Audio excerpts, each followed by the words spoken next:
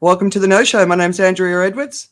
And my name is Joe Augustine. Welcome to the show that tries to make sense of the world. There's so many things happening, and we try to help do a few things. One is make you a more interesting person to speak with.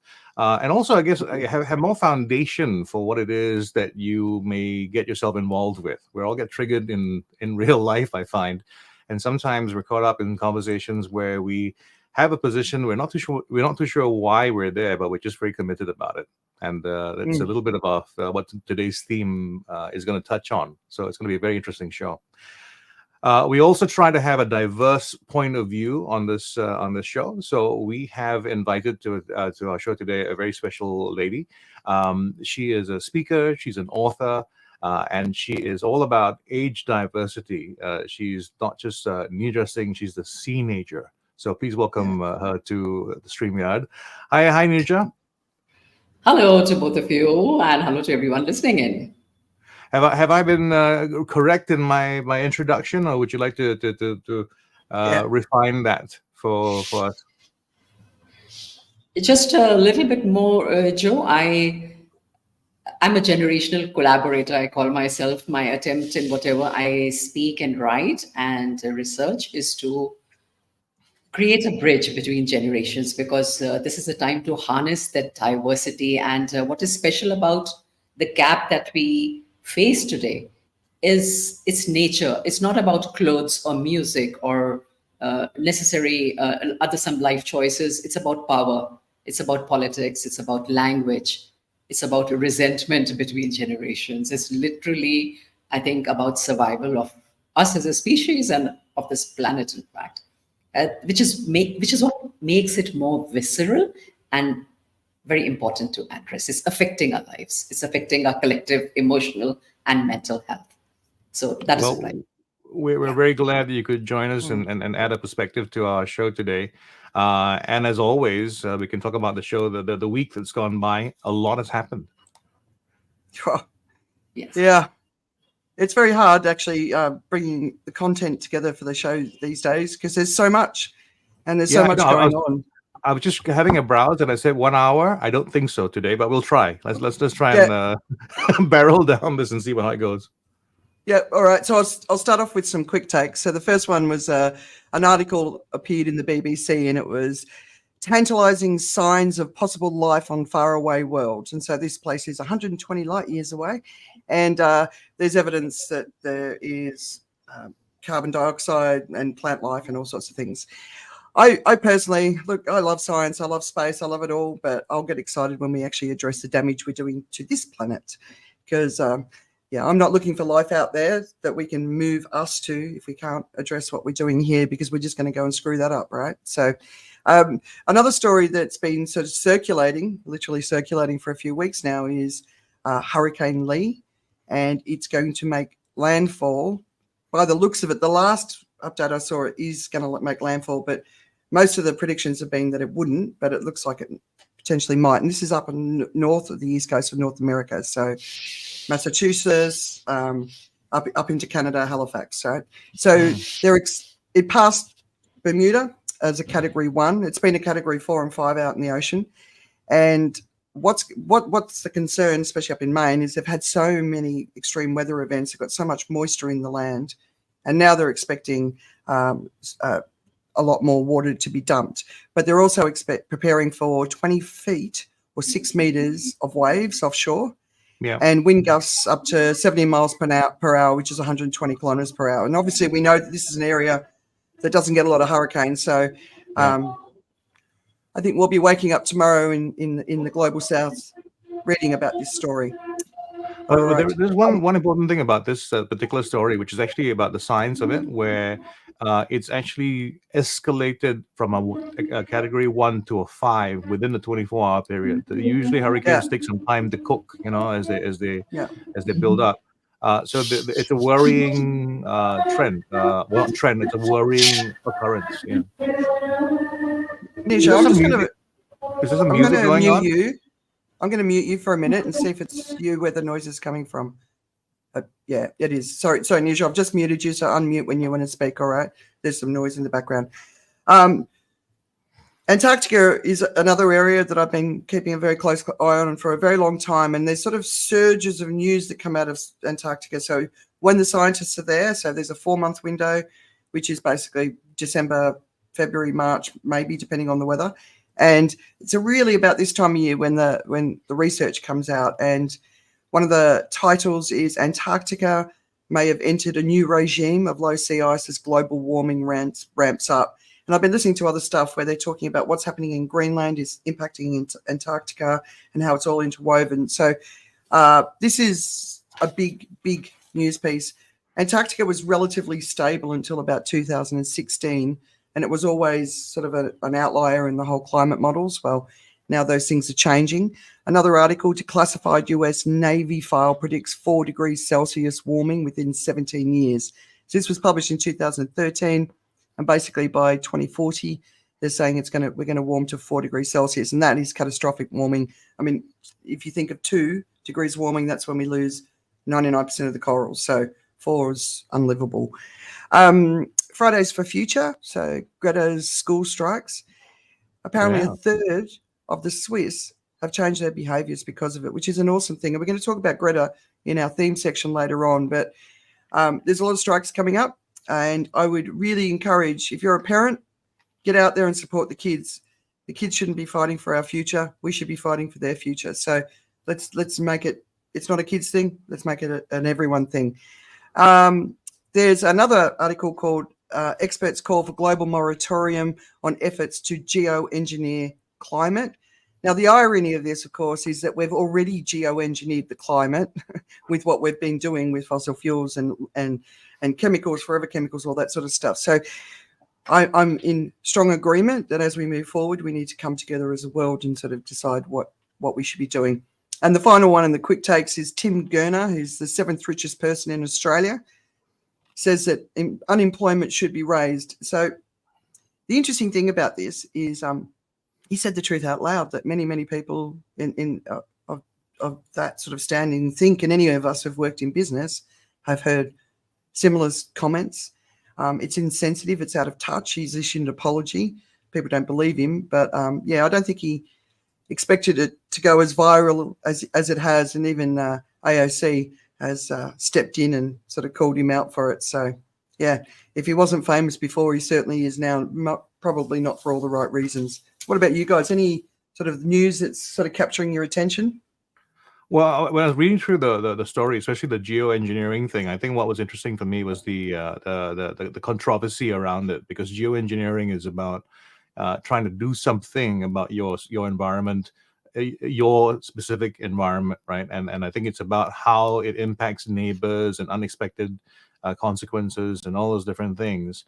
It really does highlight that big problem that we have, even as we try to fix a problem. The law of unintended consequences is something that we can't get away from. It's a huge thing.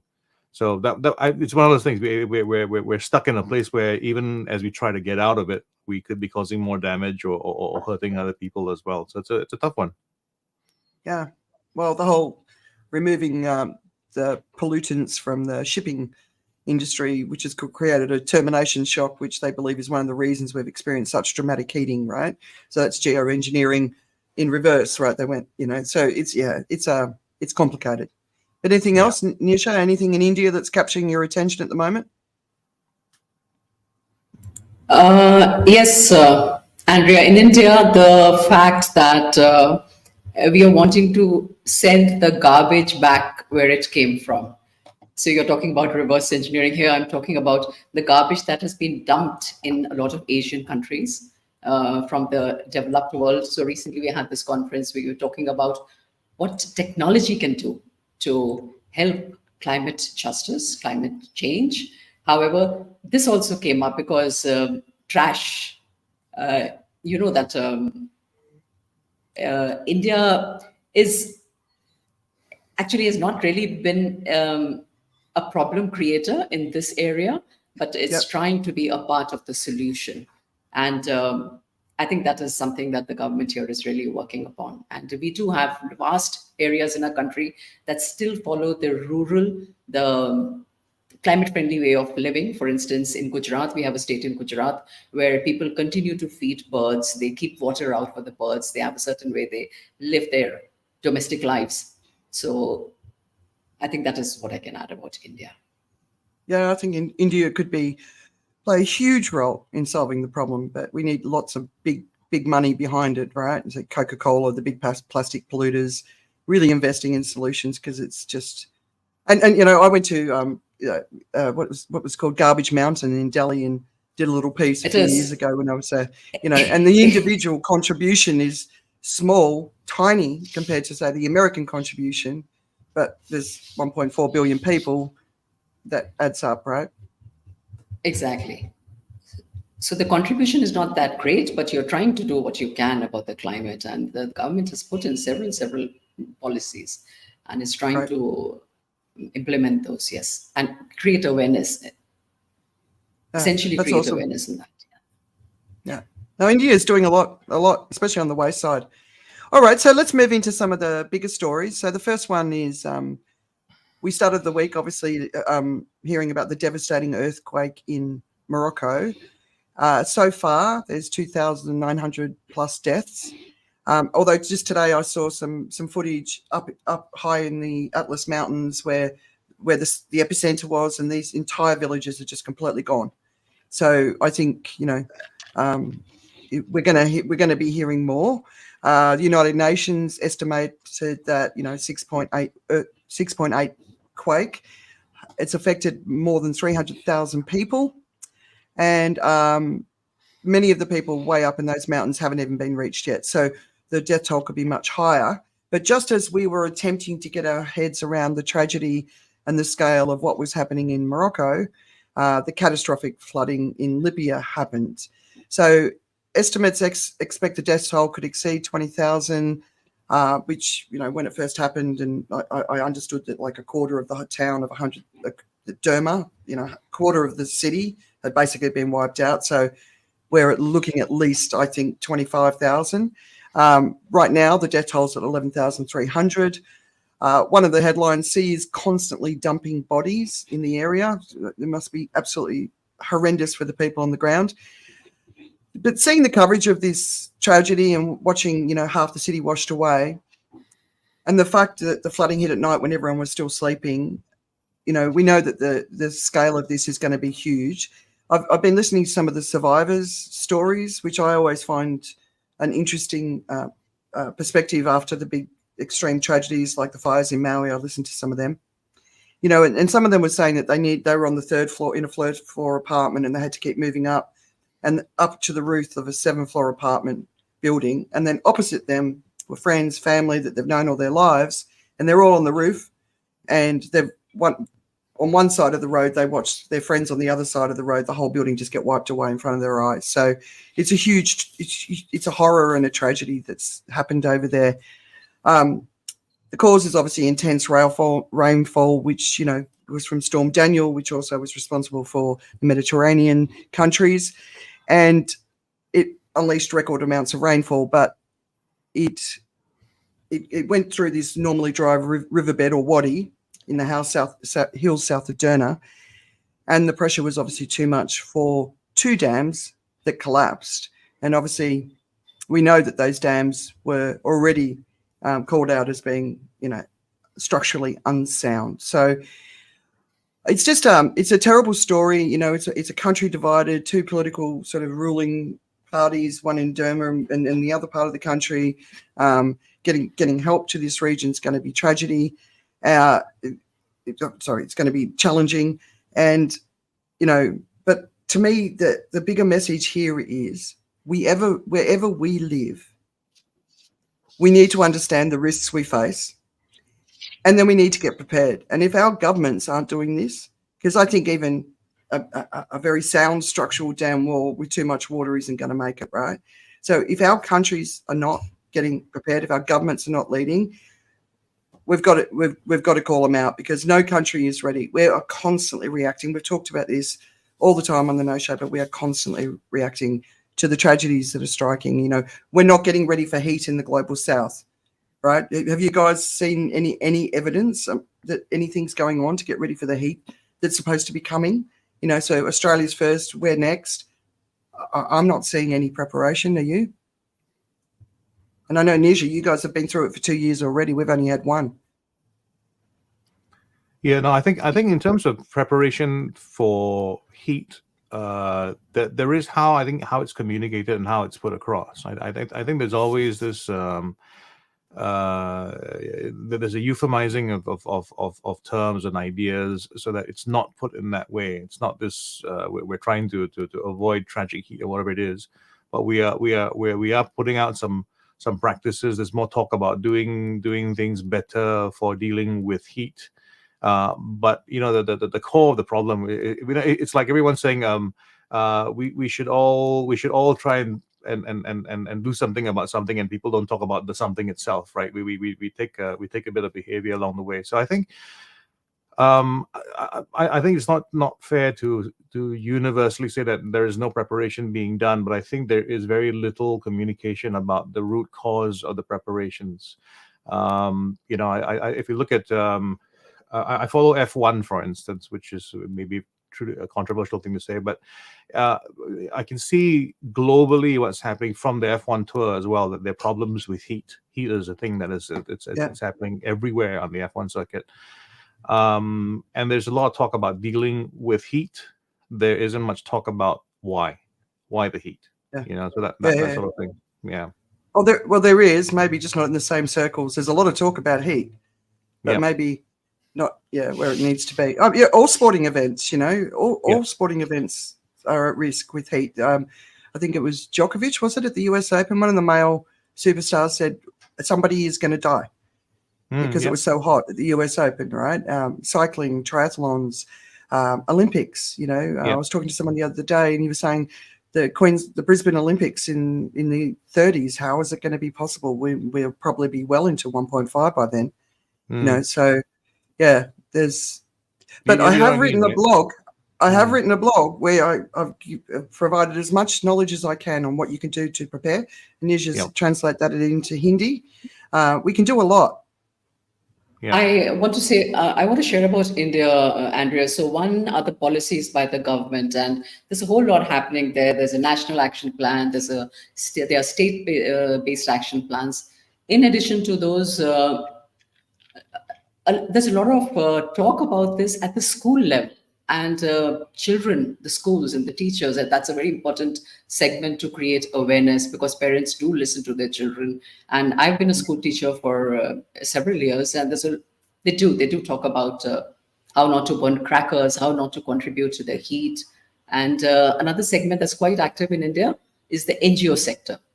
We have NGOs working really hard to create awareness and actually take actions, get people together. I think the only way to fight this is to come together as a society. So we may intellectualize as much as we want.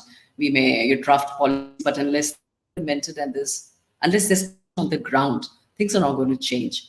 So I am very hopeful because of these three segments. And one more thing that's happening in India is how technology is being leveraged, how technology is being used. But I recently was part of a conference, the IEEE and electronics engineers, women engineers essentially. And it was absolutely stunning how they were using electric power to run cycles, and how they were experimenting with the solar power. A lot of new buildings in India now have to have solar panels. It's mandatory. I'm hopeful. I see a lot of action, a lot of vibrant and a thrust towards it. And like I said, our traditional practices, I think that is something that we can consider going back to. Yeah. Oh, there's a lot of traditional stuff in the mix, but I'm glad to hear about the solar panels. But the community collaboration, people coming together and working out how can they survive together as a community, right? But then the wider impact of life, all life forms in this extreme heat. We might be able to protect ourselves, but if we can't protect the land that's giving us the food, if we can't protect all the animals and insects and the birds, then it's going to be a cumulative effect. So And you have listed, Andrea, in your document, you listed 34 steps. Those are ways to fight heat and to protect ourselves and our planet. So I'll keep updating it. I'll keep getting it out, and thank you for translating it into Hindi. I really appreciate it. All right, Joe. Well, You're one up. of the big speeches that has been going around has been the speech by the European president, the State of the European Union, and in the speech, one of the big things was about the war on subsidies, or at least unfair subsidies. They're going after China's subsidies on EVs. Which, I think from a protectionist perspective makes complete sense, but at the same time, is the world a worse place because you're getting EVs out there cheaper? There's two sides to every story.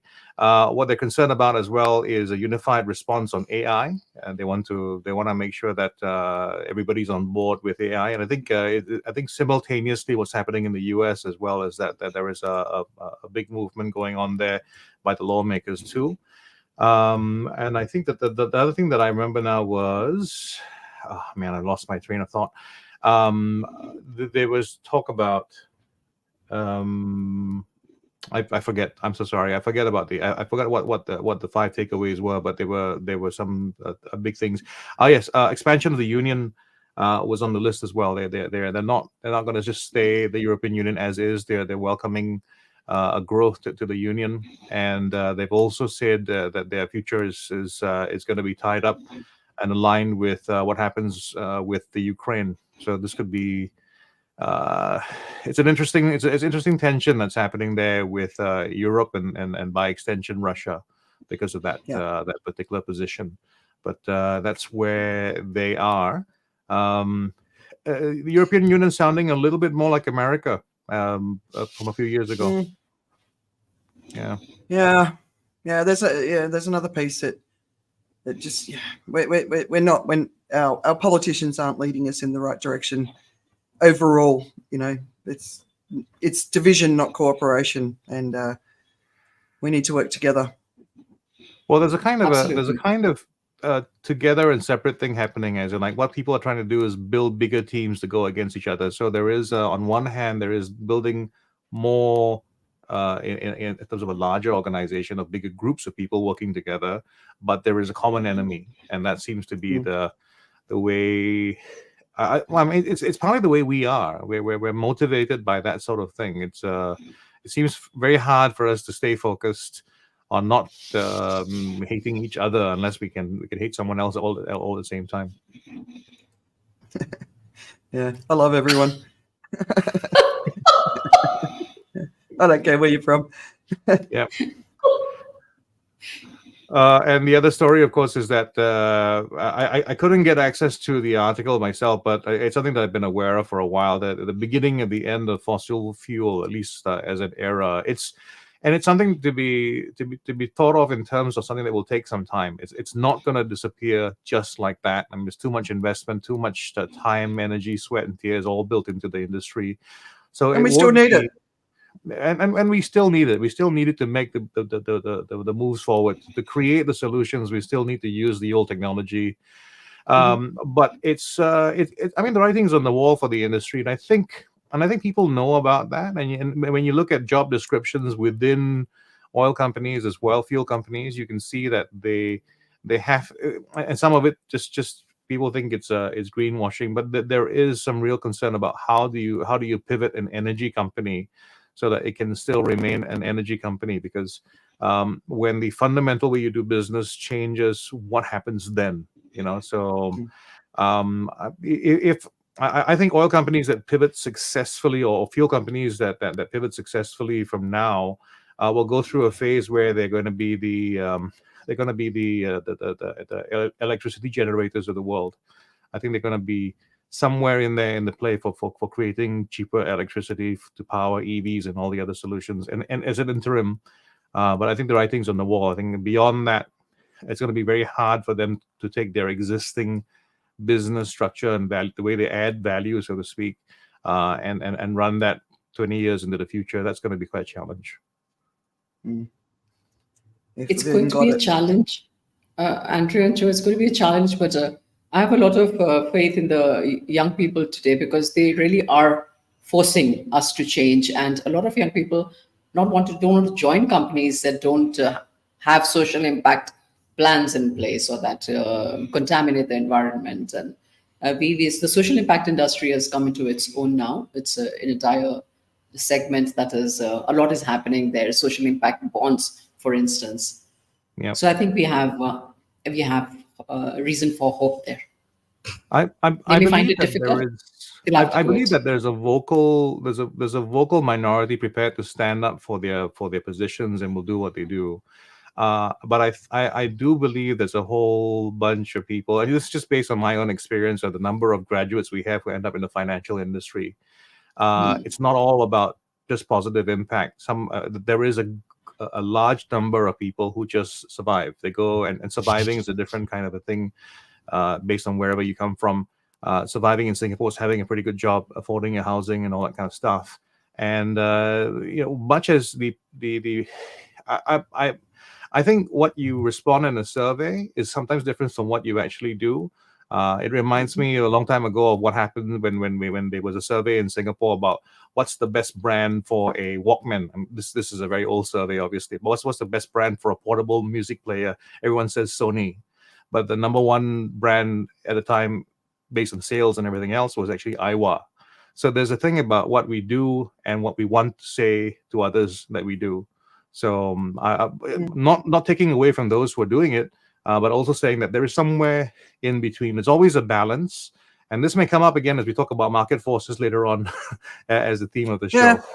Yeah. Just listening to what you're saying, Joe, I think the other thing that I think a lot of people, like especially in Singapore, might have missed so far is what it feels like to experience an extreme event. So for India, Bangladesh, Pakistan, they've had 2 years of wet bulb temperatures and the deaths, that come with it. We caught up in May and I could feel the difference in the amount of moisture that was in the air. We went through wet bulb temperatures here. We had flooding almost 12 months ago, extensive for where we are.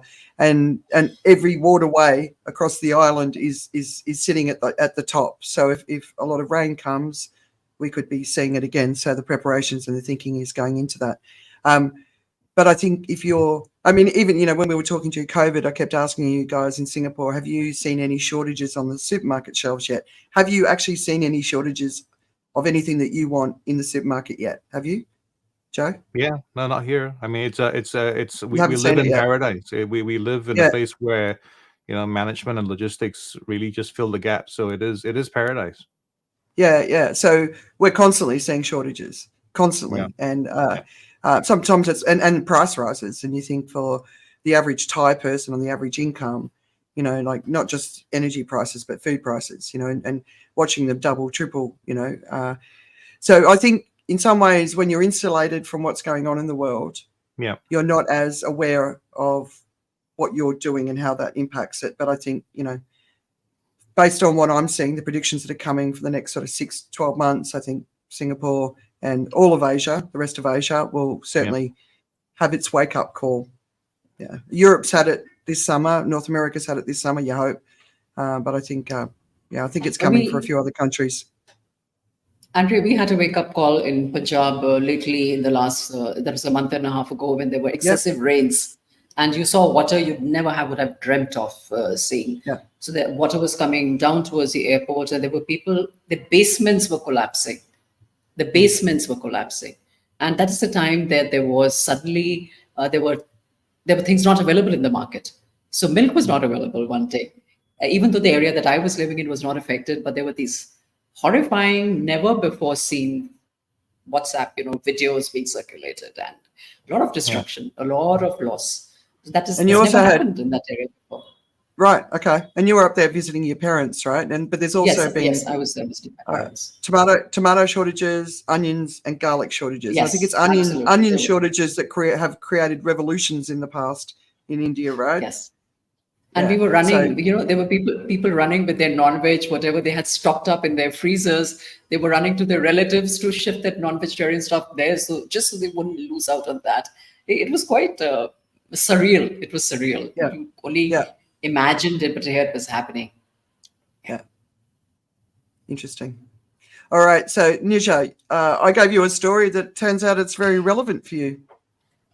I know, it is. about the body shaming amongst ballerinas in some of the world's top most prestigious dance schools. And this really resonated with me because I've seen this up close, Andrea. I had a balcony seat to this kind of thing. And what that story says is that the number of people who were interviewed, the number of ballerinas interviewed for this story was, I think, 52 or yes. And it's a BBC piece. They interviewed former dancers who talked about a toxic culture of body shaming and bullying in the Royal Ballet School and Elmhurst Ballet School.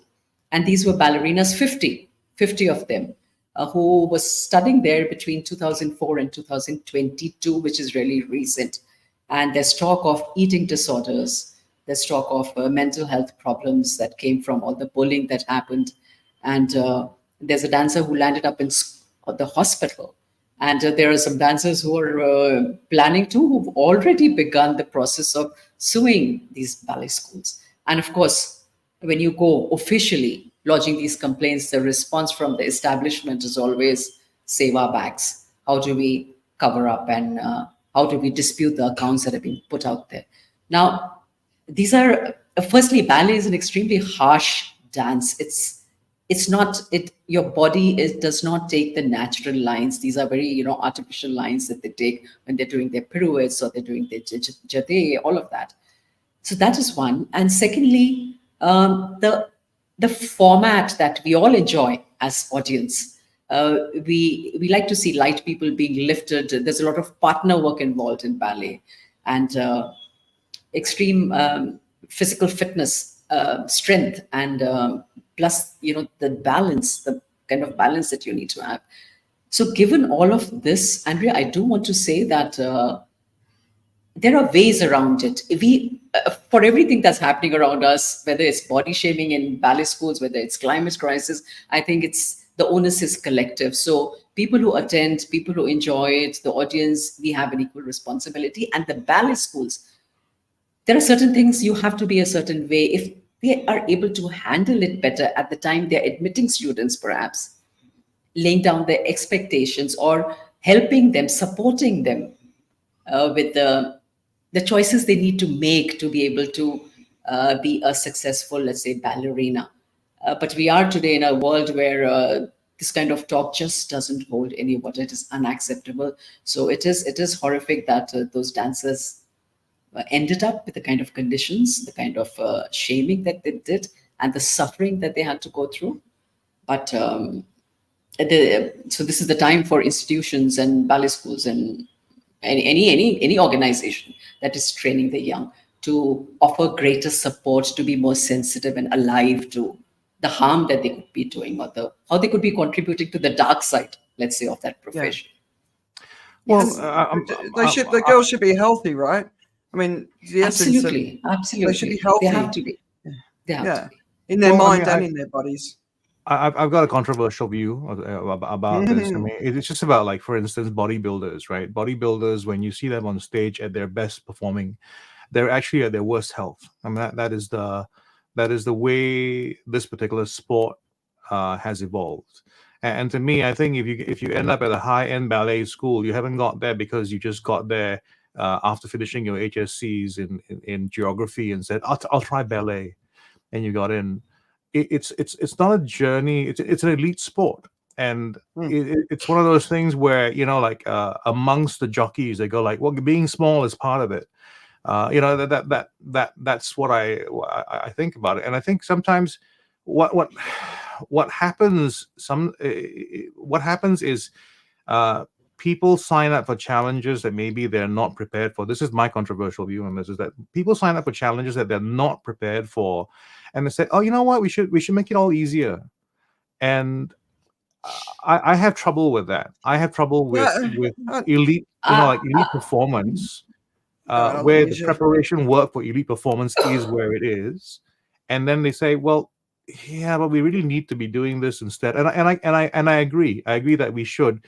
But we should go like, well, then we have to go somewhere else where they don't do this and be happy there. And if this is what happens here and it's unpopular and it dies off, that be the case, I don't know whether you can go in and mess up everything for somebody else just because you go like, well, I don't like it this way. I have a different, Andrea, I want to counter that, please. No, of course.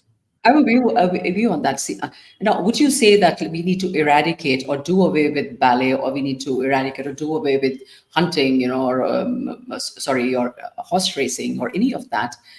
The thing is that it always began with an awareness and a voice that objected, that protested.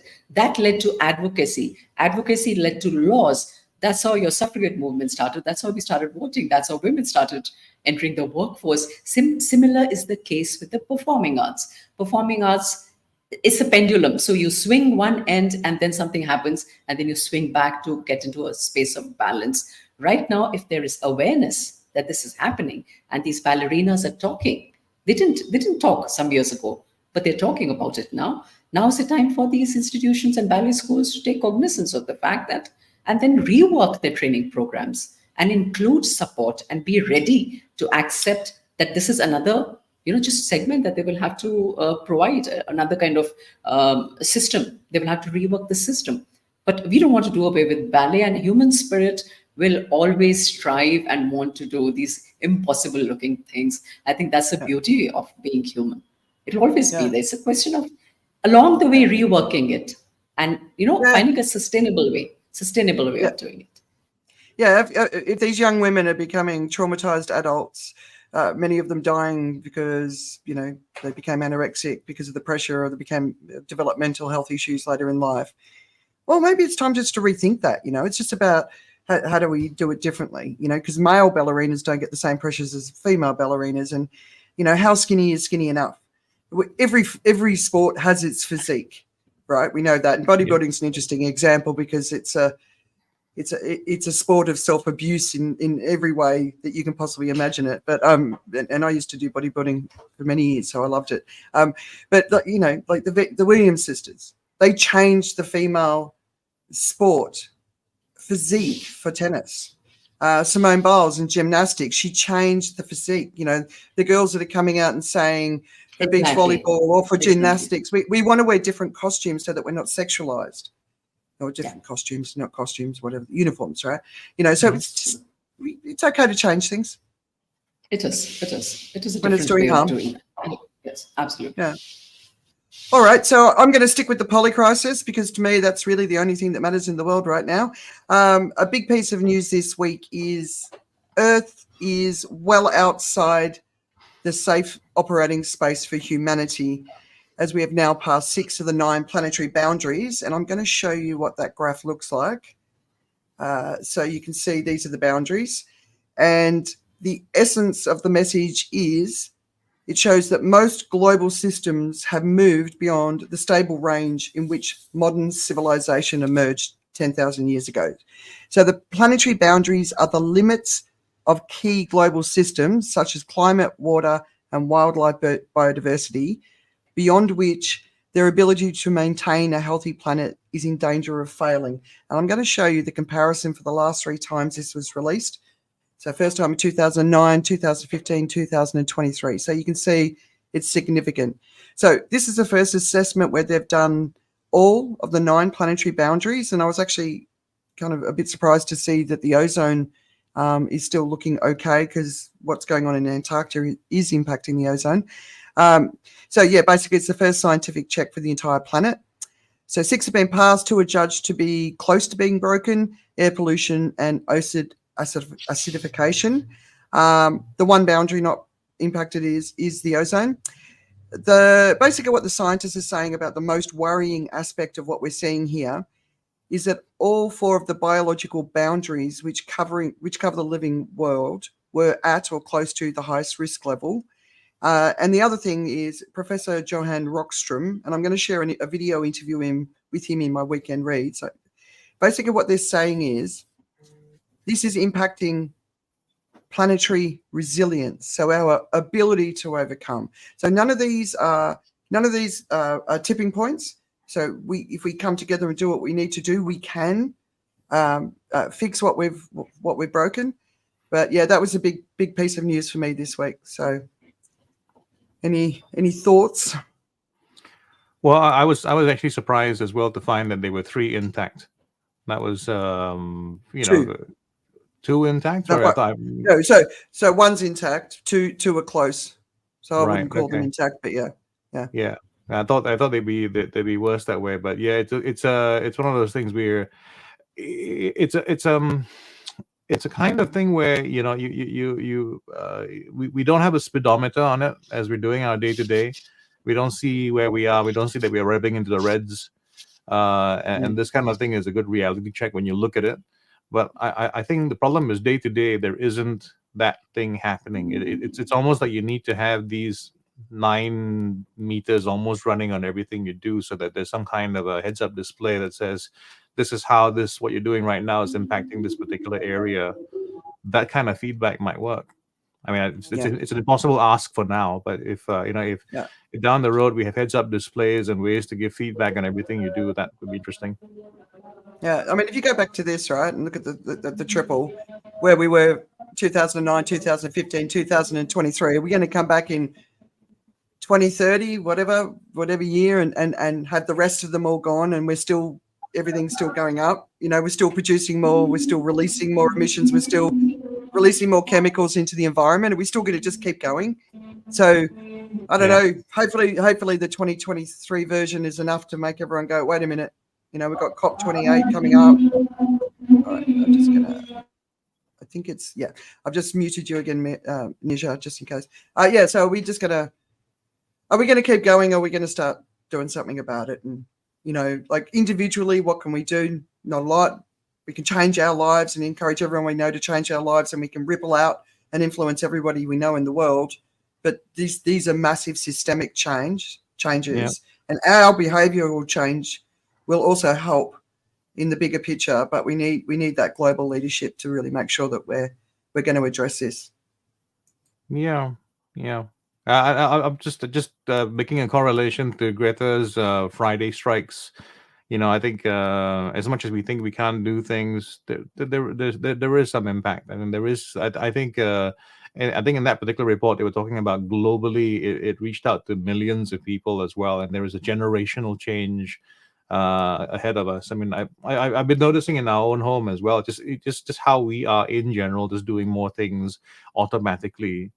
Not necessarily guiltily, but just automatically doing things, and that's I think I imagine that's being replicated in various forms and to various degrees all around the world.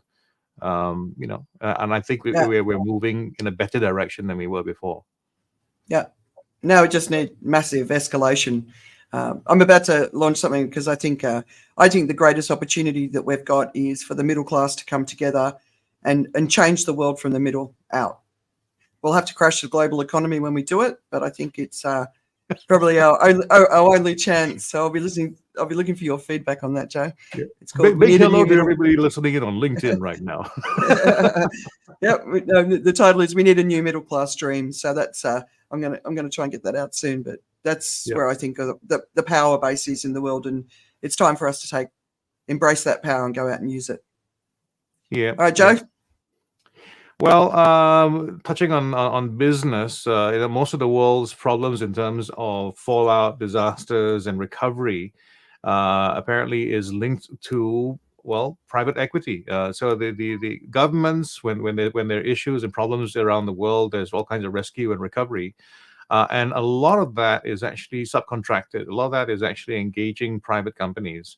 And that's where private equity makes its money. So it goes into things like Blackstone, where you hear about their name coming up on the side of doing work to help in situations like that. But while at the same time, what's happening on the opposite end is the people who are causing those problems, ostensibly the fossil fuel company or fossil fuel industry, are also owned by the same people, the same organizations. I must clarify that in the article, it didn't. What it did was it made this big group down the middle of private equity and said they're playing both sides. But as mentioned earlier today, there's always this thing about what we do on both sides of things. That even as a fossil fuel company, that you can be part of the solution, while unfortunately it still makes tracks, which people don't like. And it is possible. I mean, it's like, for instance, as much as people would hate the idea, it would be a good thing if Shell, BP, and everyone else were to allocate $1 billion a year to reforestation. We would feel upset about it at some level. There's some kind of ethical disjointness to it, but it's also something that is going to happen. So I thought of this more like a thing about just being aware of what the world is like, as in, like, for everything that you hear that's being done on one side of the coin, sometimes the people who are doing the work on the other side as well are also from the same place, because they're being motivated perhaps by a third thing, not by the act itself, but by the bottom line. And it's something about, I mean, I think this goes back to why you want to reset the whole global financial system. It's the root of a lot of bad motivation, I grant you. But it also, to me, the flip side is also a very good mechanism to get things going. As in, like, if you did not have that kind of motivation going on, and it was purely about the side that I was on, you would not be able to get someone like perhaps Blackstone, who is investing in fossil fuel, to ever spend any time on trying to make the world a better place on the environmental side, because they would be polarized solely by mission. That was not about money, but money makes it possible for different things to happen. So I look at Singapore as a really good example of things.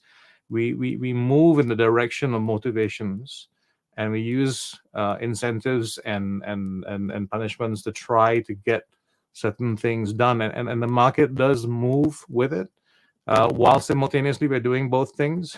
So it's a yeah, for me, I don't see it as simple as an on-off switch where or where you have to be on either side of the thing. I do, however, realize that it feels very weird, to have that kind of thing happening simultaneously. Well, help is coming from private equity at the same time they also own fossil fuel. Sorry. No, I agree with you. And I actually think what we need to design is an earth where the business that exists to serve nature. And what we need to sustain ourselves is human beings, right? And it's not built to do that. It's built to create profit for a small percentage of the population. So we actually need to flip business to have a different role. And its role isn't profit. So can you imagine, like, you just think of how radical that is, like, but if we don't do it, what are the consequences that we're going to suffer? So, well, the plan I have, which again can't be done, is we need to have a global psychedelic subsidy. Everybody just gets into it. Everybody feels better about life and love, and you're not so defensive and paranoid. It would truly change the way the world work, but we'd be all buzzed out as well. Yeah. All right. Nisha, if you need to, just unmute yourself. You should be fine. Do you hear any additional noise in the background, or is it okay now? Yeah, we're good. I'm using. Yeah, I'm the noise is using gone. the noise gone. Okay. So I wanted to add something to what I was just sharing. I do believe that companies and capitalism, they are not going to change unless forced to. And that enforcement comes in the forms of rules and regulations. And rules and regulations will come only, again, if there is pressure from society, from the people.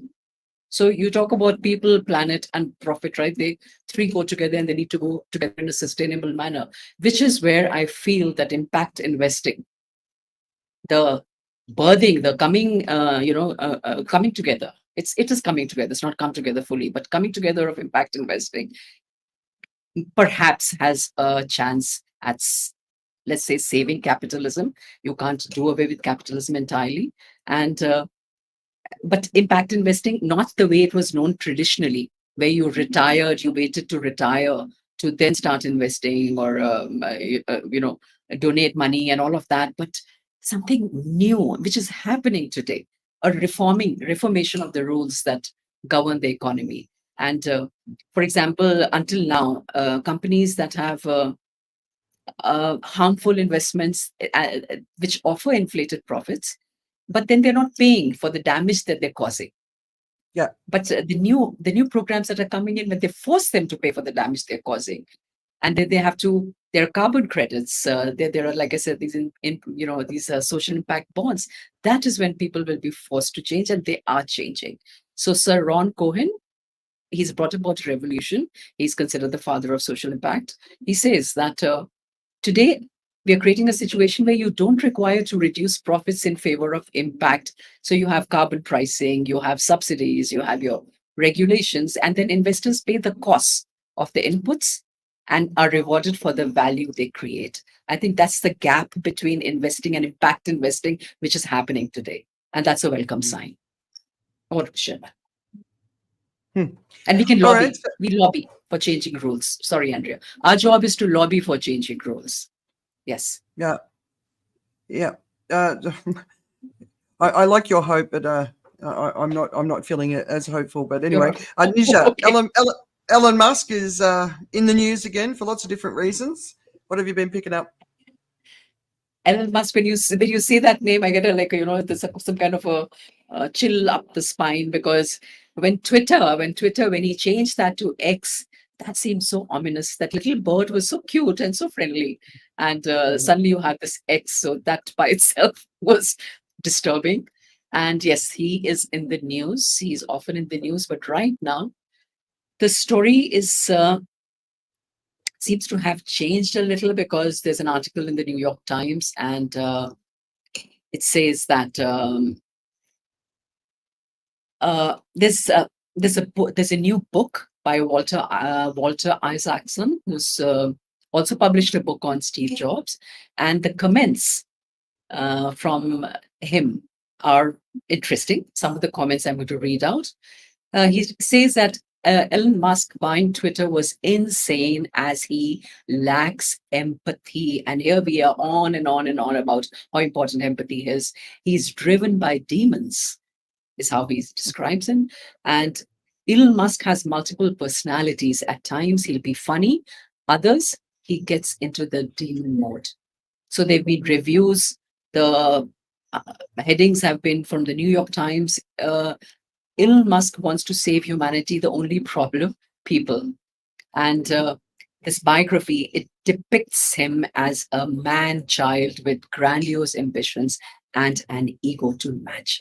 So the shift here is from him being a superhero to him being as a super villain.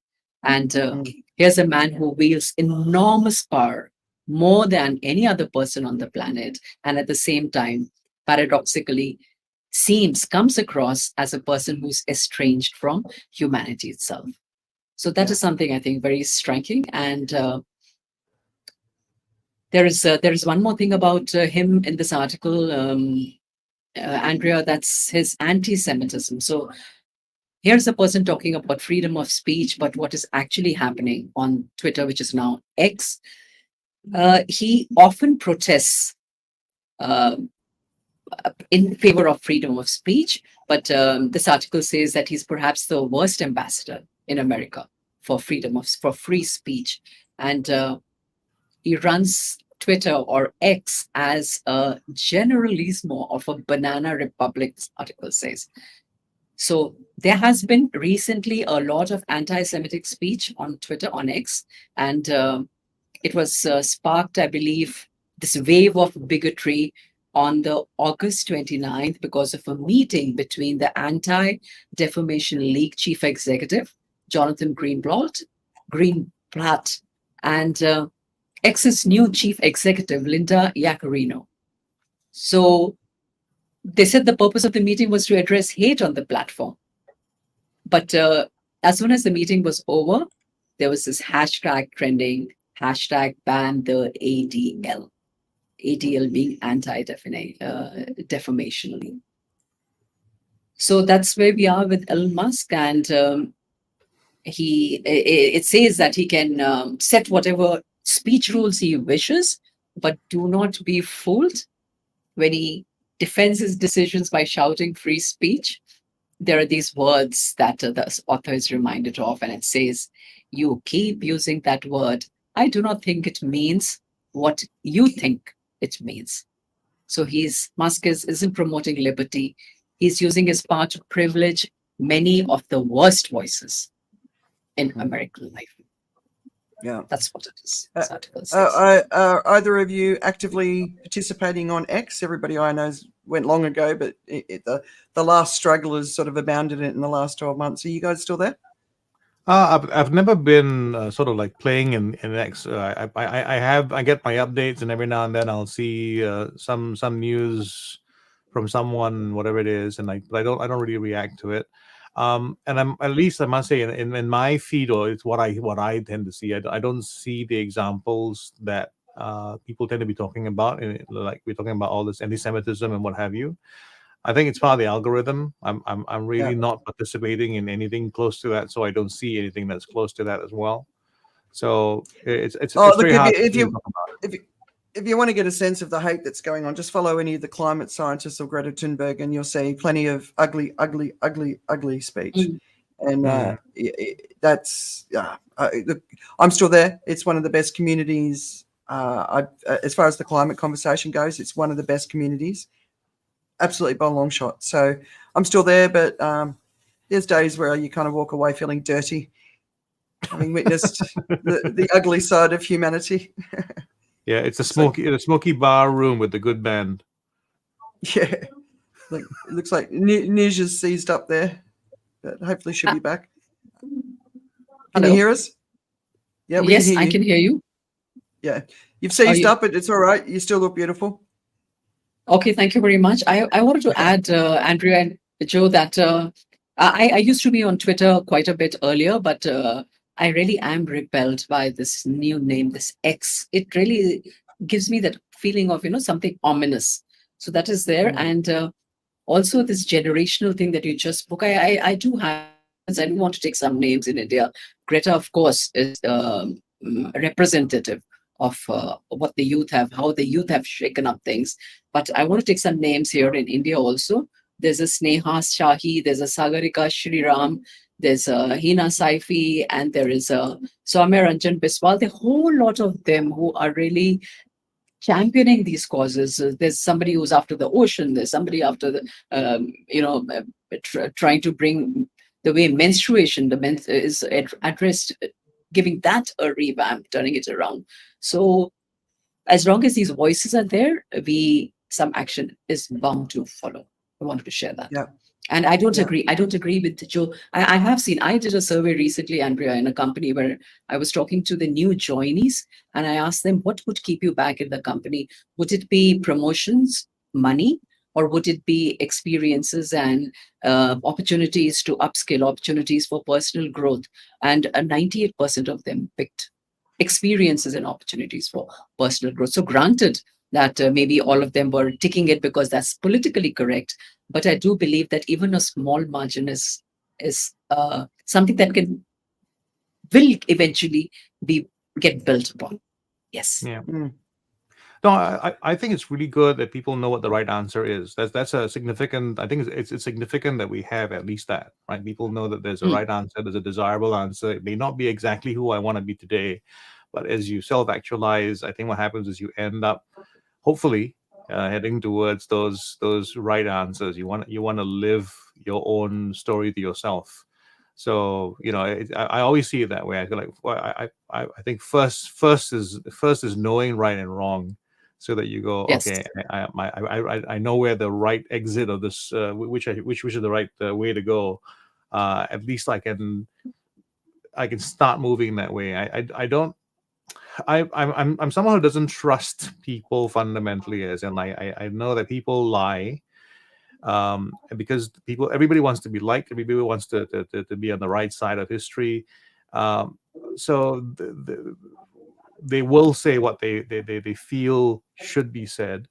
But I think what's very good, at least, is that if people know what should be said, more people can sort of go like, okay, and then realize that they maybe aren't doing that, and figure their alignment, you know. All right, I want to move us on to the theme, which is what you know or believe even true, and this is something that's really close to my heart. But so on the site, the New Republic, and I'll share the article in a moment, titled "Meet the Shadowy Global Network Vilifying Climate Protesters," which is obviously the reason it got my attention. But it's a story that's much bigger than that. And so basically it talks about this community called the Atlas Network, which started after World War II in the UK, and it's spread around the world. There's 500 members of the Atlas Network. And it starts with this observation. Earlier this year, new footage began making the rounds on social media of young activists from the German climate organization Last Generation being assaulted as they obstructed streets in an effort to draw attention to the German government's inaction on climate. A young woman with her hair glued to the asphalt was ripped off the road by her hair. A young man was run over by a truck. A passerby punched protesters and was cheered on. A few months later, the German police raided the homes of Last Generation activists and froze their bank accounts, right? So this is a bunch of kids out there protesting. So at the same time, the Dutch and German farmers, there we go, news just back, with their tractors to protest a renewable energy policy that they said doesn't provide enough incentive for biogas. Not a single farmer was punched in the face. So what was it about Last Generation? And then they talk about this German politician, Frank Schaffler. Basically, he, as soon as the protests began, he started describing them as terrorists, calling the group a criminal organisation, and public demanding it be investigated for organised crime.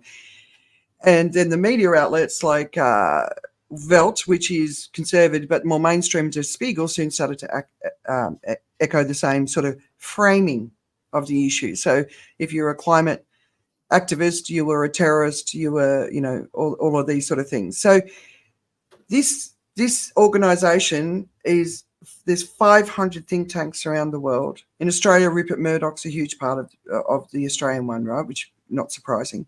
Incredibly powerful and successful. And the media backs them, maybe intentionally, maybe unintentionally, we don't know.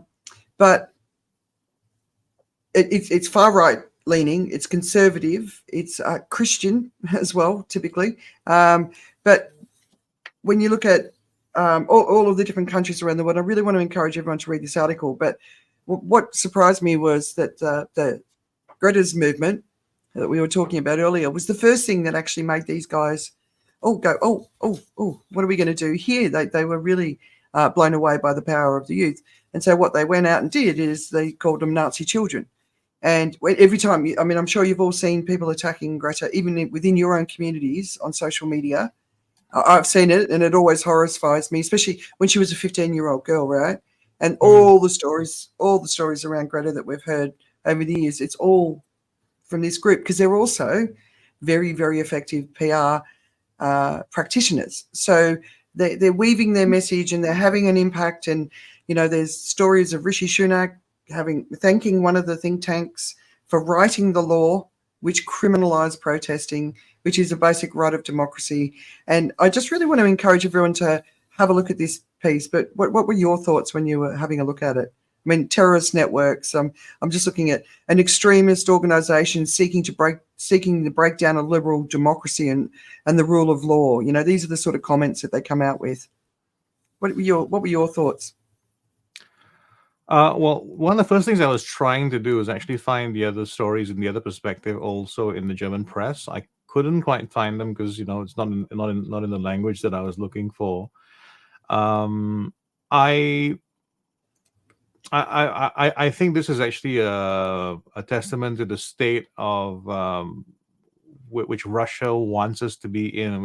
The whole thing about Russia is disinformation to the point you're not too sure which way to go. You don't know what's really true. The idea is just to be be unsure about things. I was aware as I was reading the article that it was also from a perspective, as in like there was the, I'll just say that there was the agenda of the people writing the article regarding the story. And what I really actually was thinking about is this idea that, you know, we all have our ideas about what is right and what is wrong, and what we believe in, what our positions are. And I think that the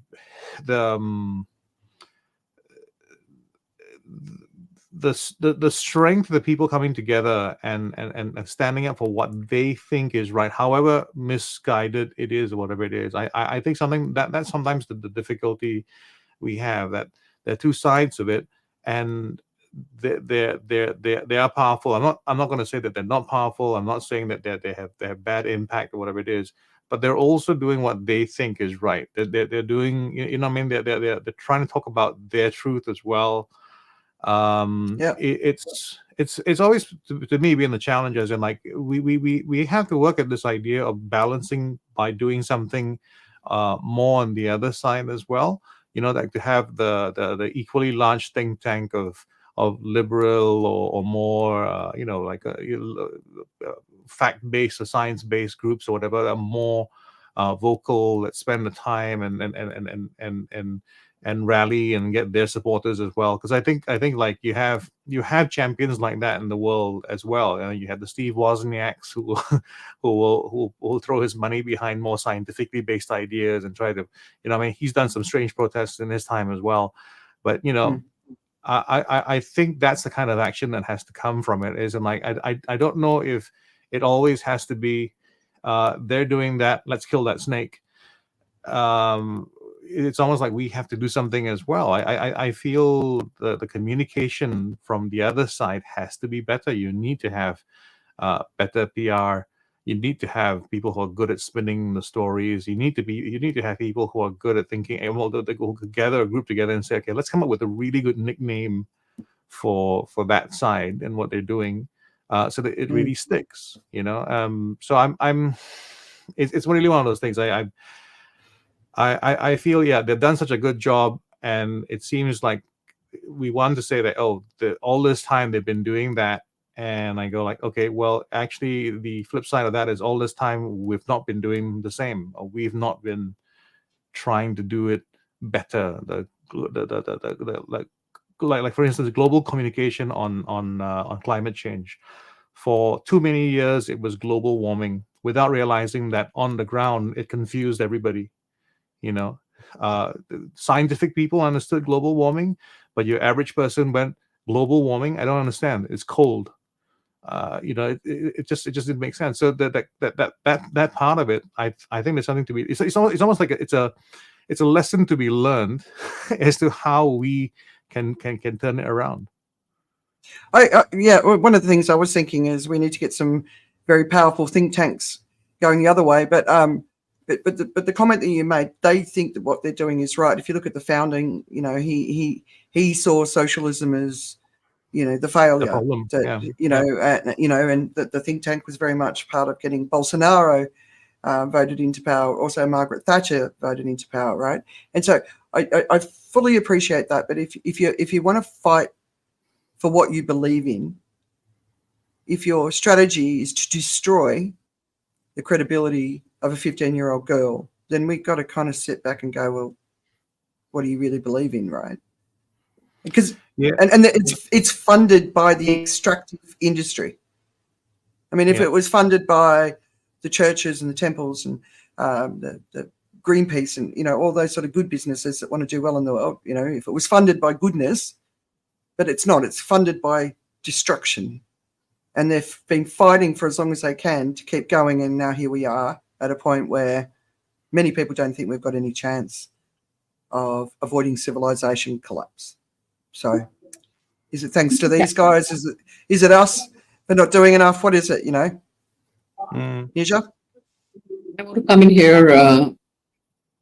Look, one way of saying things is that everybody has a version or definition of right. But rights and values, human rights, humanity, what we call, that's evergreen. That's been there since the dawn, as we say it. Right is right, wrong is wrong. hurt is hurt, and exploitation is exploitation, and power is real. So these think tanks have been put together by people to say things that they can't say themselves, and which then becomes legislation. It becomes legitimate. But it's always been this way. It's the young who have challenged, and power is never given on a platter. It's, you reach out and take it. That's how humans. That maybe it's a human nature. I don't know about that. That's getting into philosophy and psychology. But Greta Thunberg, imagine, it's phenomenal. I think I'm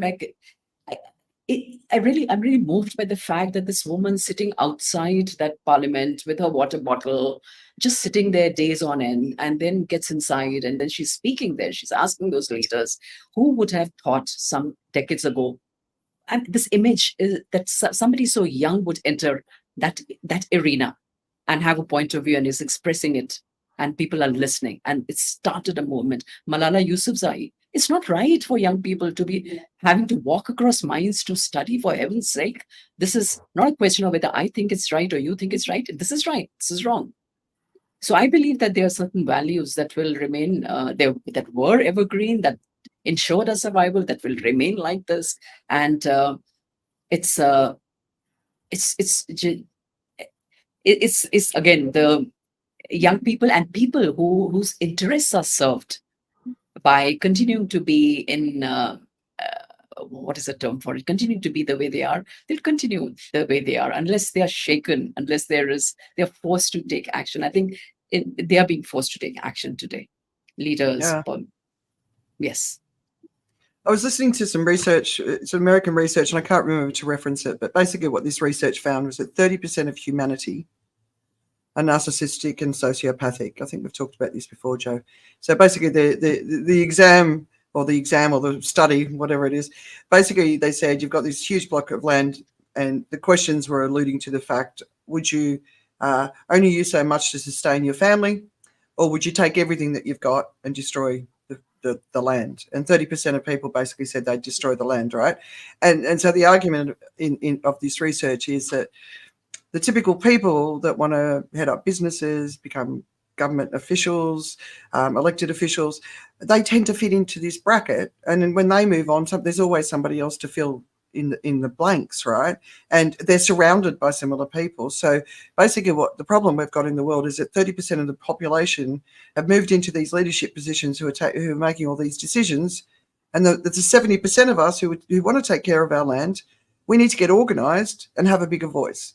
But the cynicism that was coming through in this article, I was reading the amount of environmental activists that have been killed, thousands, the amount of journalists that are being killed, and it's the cynicism of this, have you ever watched any of the young protesters that they're just walking slowly down the street and there's people punching them? There was an experiment where a parent sent their child out with Just Stop Oil T-shirts, and he was spat on. He was like 12 years old, spat on, kicked, abused, insulted. This is in the UK, right? So this is working. This tactic is working. And all it's doing is dividing all of us who should be going, wait a minute, what are we doing here? They're not on our side. Nisha? Andrea, it's parents like us. It's parents like us. My husband and I have sat listening to our children cry. They have tears running down their faces, and they say, we want to go in and sit on the Shaheen protest. There was a Citizenship Amendment Act against which there were protests. They wanted to go and sit there. And it's my generation that says, no, just look after your job. Just take care of your own interests. Don't go out there. That's somebody else's business. And my children didn't listen to me. They did walk out of the house in the middle of the night. And all I could do was give them a flask of coffee and sandwiches. So it's our generation also. But I mean, thank God there are the young people who are taking to the streets and protesting. Thank God. And thank God that there is a middle class. Whatever, I think I lay great store by the middle class. I believe that is the segment that it really keeps things holds the center. Let's put it like that. The rest of the people are going crazy, trying to hoard, trying to make profits. All it's great, But it's this center, the middle class, that holds it together, because the basic values of decency, of just plain goodness, dull goodness, let's call it, nothing exciting happening there, going through their normal motions, putting their children through education, praying a little, and just living a decent life. I think that's where the magic lies, Andrea. Yes. Yeah. Well, one of the examples that's very current for me is watching the Voice conversation that's going on in Australia for the referendum that's coming up, and it's so divisive and it's really upsetting a lot of people in Australia, and it's upsetting obviously the Indigenous community, but it's really upsetting a lot of people in Australia because racism's coming to the fore, ugliness is coming to the fore, and I honestly think, you know, Rupert Murdoch is behind it. Dutton, the opposition leader, he's part of this sort of think tank network. It's the same sort of language, the same sort of divisive language, and it's so destructive. You know, because you know, if you don't know, vote no. That's one of the taglines of the opposition party, right? If you don't know, do your homework. You know, why would you encourage people to be stupid? Why would you encourage people to be ill-informed? If you don't know, do the homework, because all the information's out there for you to make your own mind up. And I'm finding, like, I'm asking, why do those people say no? And my friends who say yes, they don't know how to tell me why these people say no. And I'm like, well, surely we've got to understand why they say no, right?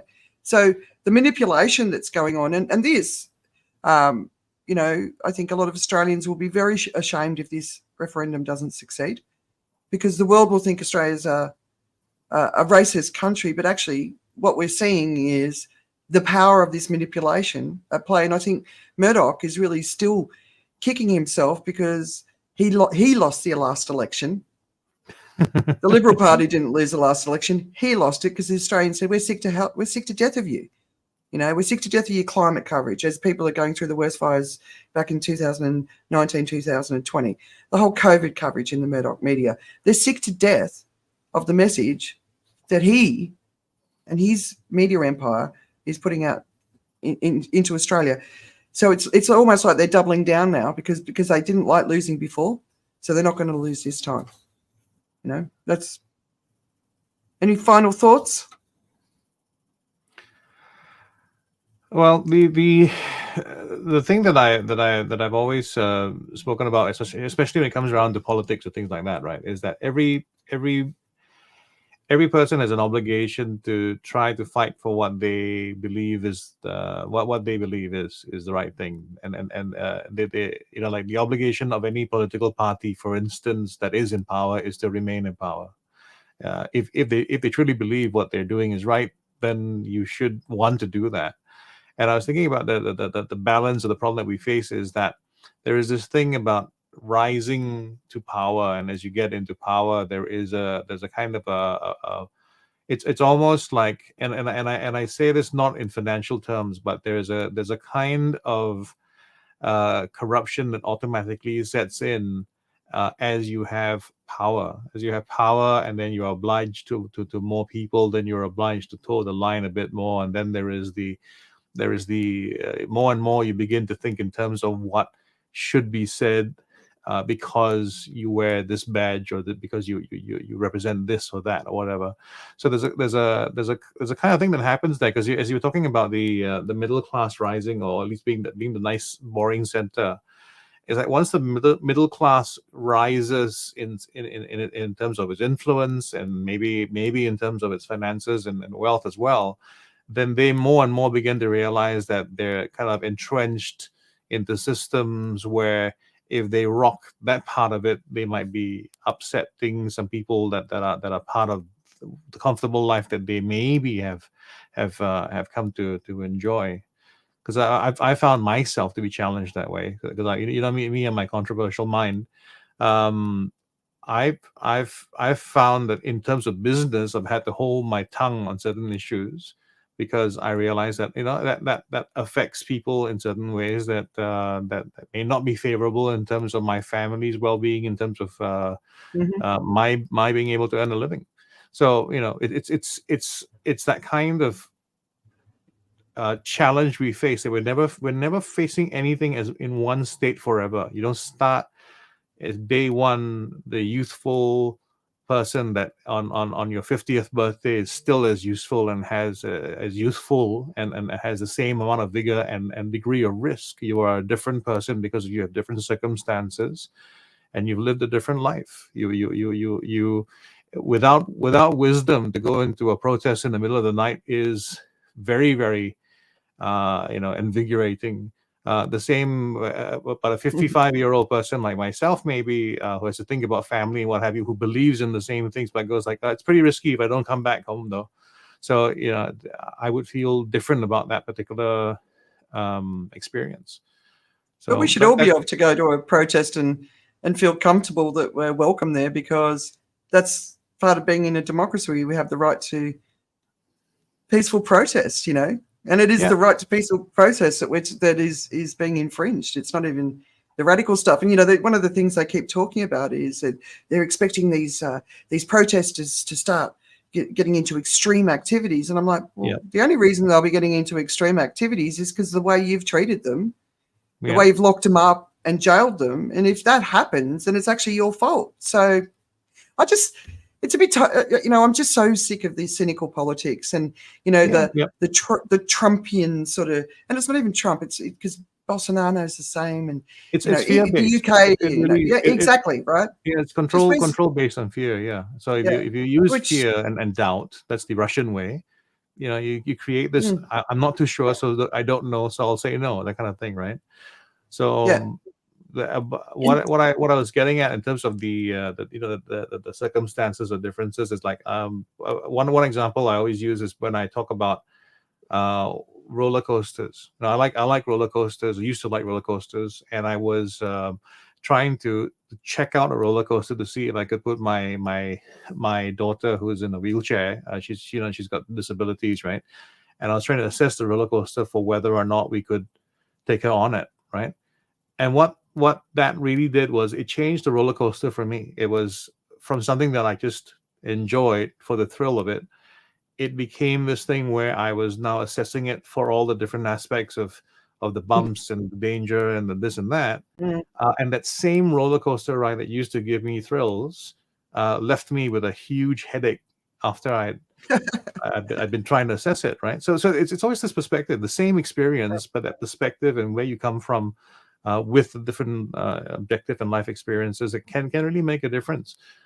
It would be great for me to be the 25-year-old I used to be, but I'm not anymore. I can't do some of the things I used to do, and I think I'm still brave in terms of what comes out of my mouth, but I'm not brave anymore when it comes to what I can do with my body. Yeah. All right, we're going to just quickly wrap up. Nisha, did you have a final point that you wanted to add? And I just wanted to say that we need to bring back contentment as a value and make that fashionable, and stop touting the script of running after what thrills us and what is exciting, and this delusional kind of a talk. So life is really not all that exciting. It's quite stoic, and it's a bit of a drudgery also, but basically change the script is what I'm saying. And you have people today, Andrea, will say, I never, be comfortable talking to somebody if they don't have big dreams. Really? What if I just had, what is this, all this about these big dreams? I know people who don't have big dreams and they're content. What they deserve to breathe, they deserve to live, and they're living peacefully. So let them be. I envy people who are at peace, right, with their life, and I know sometimes those people think that I think less of them because they're happy with what they have, and I'm like, no. Ultimately, I think my explosive travel around the world has always been to work out how can I have that, and it was there on display for me before I even left. But and integrity and honor, I think, are two other things that I'd like to see more of, especially in politics, in business. I think it's okay to expect that. Can I Andrea, one last image I want to share, please. There's this, there's a side of a portly middle-aged man walking down a street in Delhi with a little basket, and he's plucking flowers, little flowers, and those flowers are for the puja.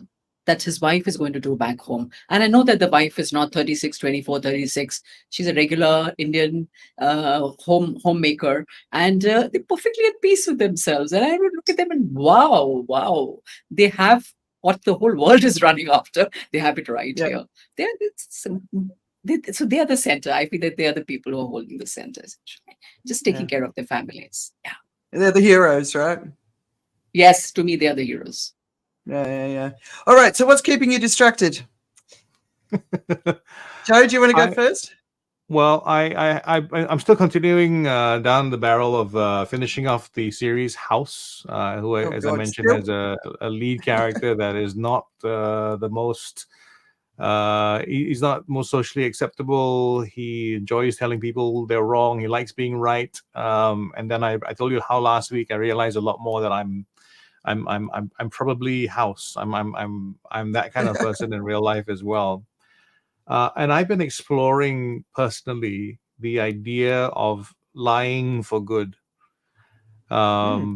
because I create a lot of problems when I don't, and I am beginning to think about that, because that and it did come about from something that happened on House. I won't do too much of a spoiler there, but the idea of relationships and what we do for a good relationship. I mean, the values that we have, or what we're kind of sold, that the bill of goods we're sold is like, we want honest, open relationships. And then you ask me whether you look good in a dress. It's it's not all wrapped up together, because your job in a relationship is to protect or to feed the emotional state of your partner. And I'm thinking about that in terms of honesty as well. Is honesty really something that's the best policy, or is the best story at any time the better way to go? Oh, look, you don't. All you have to say is, I think you can do better. That's it. I think you're a tougher cookie than most. You're beautiful, darling, but I think you could do better than that dress. Yeah, but yeah, I know what you mean. Sometimes if I get put on the spot and asked for an honest opinion, I can't lie. Oh yeah. My problem is I give the honest opinion whether I'm asked. So that's the other issue. Yeah, because I would never want to hurt anyone. So yeah, I fully appreciate what you're saying. All right, Nisha, are you being entertained and distracted by anything at the moment, apart from work? Not work, something separate. Not work. No, it's Andrea's the social contract. The social contract has been ringing in my head for a while now. The fact that when I hear young people talk, and when I listen to relatives and friends, and when we're out in a social setting, and you hear so much of this, this me, mine, and my, how what we call the central character phenomena. You're the central character of every story, and I think here we've forgotten the social contract, that there's something around you that allows you to view yourself as a central character. What is that? That space is being held by society. That space is being held by a social system, and how we've just negated that and lost sight of the fact that we owe. It cannot be all about me. You also have an obligation at whatever stage of your life you are, especially with young people. I find that is something that keeps me distracted. And whenever I see something that appears a little off around me, for me, it comes back to the fact that we've forgotten that there is a social contract involved in our day-to-day living, in our life, that part of it. I think that's your next book, isn't it? What do you think? Yes, I think so. Podcast, videos. Are you doing all of that sort of stuff anyway? So for me, we finished the last season of Blacklist last night. Have you guys watched Blacklist? Yep. So I think the last season was possibly the worst acting of them all, and it's all been terribly badly acted, and it's really quite astonishing how bad it is. It's kind of like CSI Miami, bad, but somehow brilliant at the same time. So have you seen the last season? Yes, I have, and I mean the entire show has been riding on the back of James Spader. I mean, that really is he makes the show interesting, right? I mean, Yeah. the boss at the FBI is the worst actor of the show. I mean, you know, the bad actors. You're right about that, but he is the worst. I like it when he sort of sits there and Reddington's speaking. He sort of sits there and But Neera's daughter that came in the last episode, I thought she was pretty spectacularly shocking. But for some reason, great show. I loved it. I just don't know why. But anyway, that's over. It's the end of the season, the end of the show. So an interesting ending, which I thought was perfect. Yeah.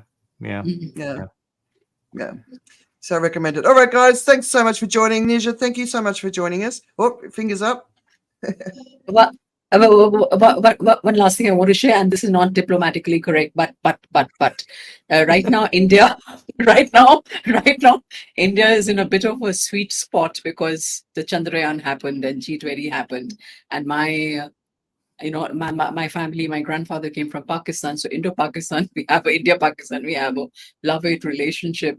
So right now, what is keeping me distracted is I'm watching a whole lot of videos where there are a lot of Pakistani citizens praising India, and that feels very nice. So that's something I sit up at night watching. It just feels good. There are people talking about how the two countries could come together. That feels nice, Andrea.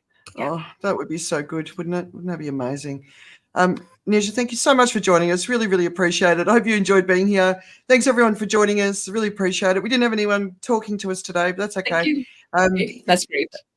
I'm working very hard to get a gaggle of Australians. Is a group of Australians called a gaggle? I don't know, but I've just used it. But on next Friday to talk about The Voice and to try and get all the different perspectives, because I think what I'm seeing, so I'm an Australian, I'm sitting outside looking at this. I'm feeling the pain.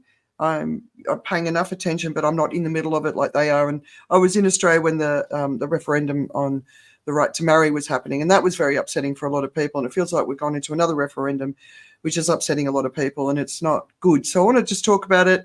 I think everyone I know is yes voters, because that's just who we are. I'm not opposed to finding a no voter, but I just don't think I know any.